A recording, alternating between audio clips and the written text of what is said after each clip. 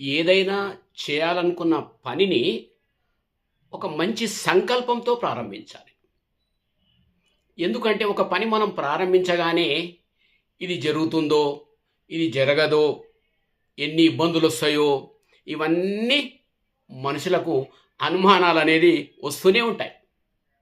ఈ అనుమానాలతో ఉన్నట్లయితే ఆ పనిని మనం సాధించలేము, విజయాన్ని పొందలేము. ఎందుకు అంటే ఒక విశ్వాసం, ఆత్మవిశ్వాసాన్ని, మనలో ఉన్న సెల్ఫ్ కాన్ఫిడెన్స్ లెవెల్ను పెంచుకోవాలి. మనలో ఉన్న నమ్మకం, ఫెయిత్,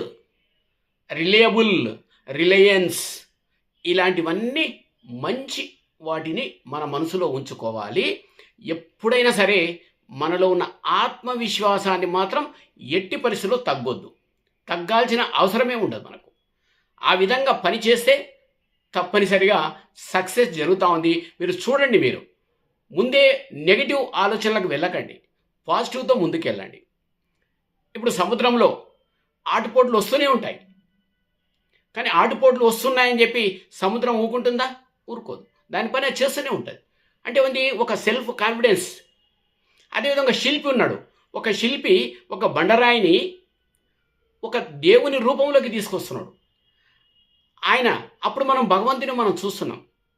అంటే ఆ శిల్పి నేను భగవంతుని రూపాన్ని తీసుకొస్తానో లేదో అని ఆయన ఇష్టం ఉన్నట్లుగా చెక్కుతూ పోతే అది ఆ రూపం రాదది. అప్పుడు ఏమవుతుంది? మనలో ఆత్మవిశ్వాసం తగ్గిపోతుంది. సో తగ్గించుకోవద్దు మనం.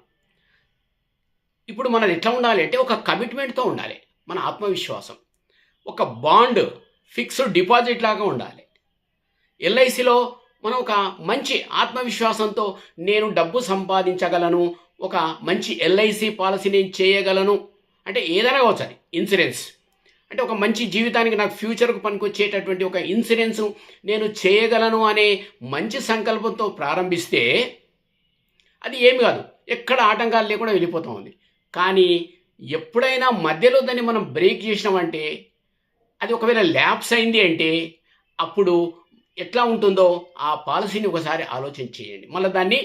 మళ్ళీ దాన్ని చేయడానికి, మళ్ళీ యథావిధంగా కొనసాగింపు చేయడానికి ఎన్ని ఇబ్బందులు వస్తాయో చూడండి. కాబట్టి చేసే ప్రతి పనిని మంచి సంకల్పంతో చేయండి. ఎక్కడ ఏం అవసరం లేదు, దృఢ నిశ్చయంతో చేయండి.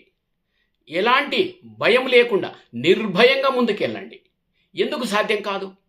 ఈ ప్రపంచంలో సాధ్యం కానిది ఏదైనా ఉందా? ఏదైనా మనిషి సాధించలేకపోతున్నాడా? ఎందుకు మనం ఆ విధంగా నెగిటివ్లో వెళ్ళిపోవాలి? మంచి ఆలోచనతో ముందుకెళ్ళండి. దయచేసి ప్లీజ్ ఆలోచన చేయండి. మీ యొక్క పిల్లలకు కూడా అది మంచి అలవాటు నేర్పండి. మీరు కూడా మీ యొక్క వృత్తిలో కావచ్చు, ఎక్కడైనా కూడా దాన్ని ఉపయోగించుకోవాల్సిందిగా